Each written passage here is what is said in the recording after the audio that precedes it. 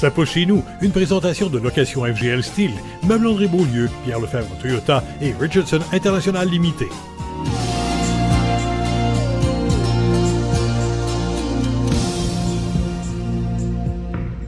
Depuis 5 générations, la famille Godin, ici à Saint-Aimé, cultive des terres de soya, de maïs, mais aussi de foin pour nourrir les 200 bêtes derrière moi, des vaches, qui est la passion de Patrick Godin. Bonjour Patrick. Bonjour Annie. Alors, on a 2 sujets ici. Il y a les terres que vous cultivez, mais il y a aussi la passion pour la génétique. Depuis 50 ans, vous vous passionnez pour la production agricole. Bien, la production agricole, comme tu disais tantôt, c'est la 5e génération. Toujours eu des animaux.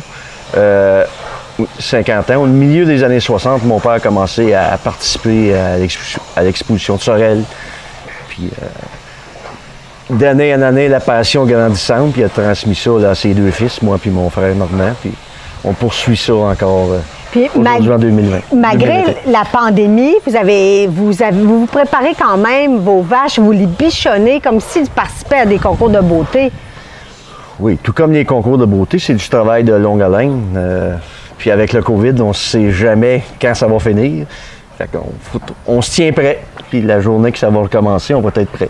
Puis là, est-ce que c'est plus les Jersey qui participent à ces concours-là, sur vos 200 têtes, là?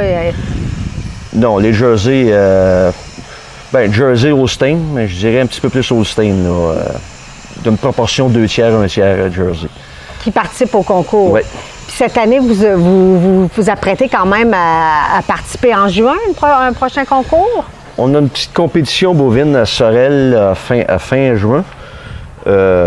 Juste les éleveurs du coin là, pour garder la flamme active. Là-bas, on va probablement en emmener pratiquement une vingtaine. Puis c'est notre exposition locale. C'est le moment de savoir s'ils sont capables ou sinon, ou s'ils ne sont pas capables, ils restent ici. Puis les championnes ou ceux qui vont bien performer vont pouvoir poursuivre pour les finales régionales et provinciales à l'automne. Puis au fil des 50 ans, il y en a même qui se sont rendus à des concours internationaux. Ils ont participé à Madison, par exemple, au Wisconsin, aux États-Unis. Oui, l'exposition, la World Dairy Expo. Je dirais qu'on participe une fois aux 3 ans, 4 ans, quand on a une bête qu'il faut vraiment la peine là, de parcourir 3500 km. Ça nous fait plaisir d'aller là-bas. Puis les qualités que la bête doit posséder, c'est quoi au juste pour qu'elle participe au concours? Là? Bien, que ce soit la race Holstein ou peu importe la race laitière, il y a un modèle type, il y a un modèle parfait de la vache. Puis c'est ça qu'on essaie de rechercher en élevant, d'aller chercher la plus belle animal possible qui se rapproche le plus, ils appellent ça en anglais le true type, le modèle parfait de la race. C'est beaucoup d'efforts que vous faites. En plus de vos terres, on parlait tantôt du soya, du maïs. Là, c'est le temps du foin. Aujourd'hui, c'est congé. Votre fils travaille comme un forcené depuis ce matin. Racontez-moi, c'est quoi les principales étapes ce matin? Ce qu'on fait là, à ce temps-ci de l'année, il est encore un petit peu tôt pour le foin. Ce qu'on récolte présentement, c'est une céréale qu'on a semée l'automne passé, au mois de septembre, qui survit à l'hiver. Puis qui démarre très rapidement le printemps. Avec le printemps qu'on a connu, il était à maturité là, pour récolter, pour alimenter nos animaux.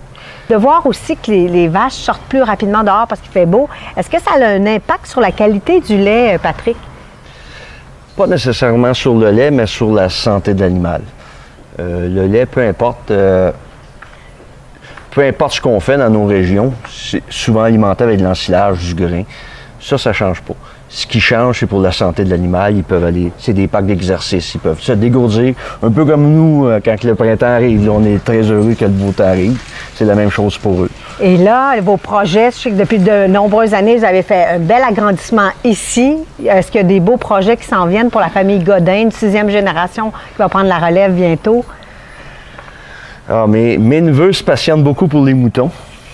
Je sais pas trop d'où ça vient, mais ils aiment aussi les vaches. C'est un petit peu ça là, que les projets d'avenir. Pour nous, la ferme, j'ai un fils moi aussi qui aime bien la ferme, qui aime bien la machinerie. Peut-être qu'un jour, il prendra la piqûre qu'on a eue de notre père. Quand votre père, qui a 89 ans, Paul, vous regarde aller, est-ce que vous le consultez encore? Est-ce que vous demandez encore des conseils? Oh oui, 88 ans, là, on ne vieillira pas. Il va avoir 88 ans à Saint-Jean-Baptiste, mais c'est les sages conseils d'un vétéran qui en a connu d'autres, c'est toujours bon à prendre. Et je termine en pensant à vous, les enfants, qui savent maintenant d'où viennent le lait. Ils viennent exactement de producteurs, comme ici, de la famille Godin, qui produisent ce lait qu'on dégustera plus tard dans le fromage, dans le yogourt. Merci d'avoir été à l'écoute. Ça pousse chez nous, une présentation de Location FGL Style, Meubles André Beaulieu, Pierre Lefebvre Toyota et Richardson International Limité.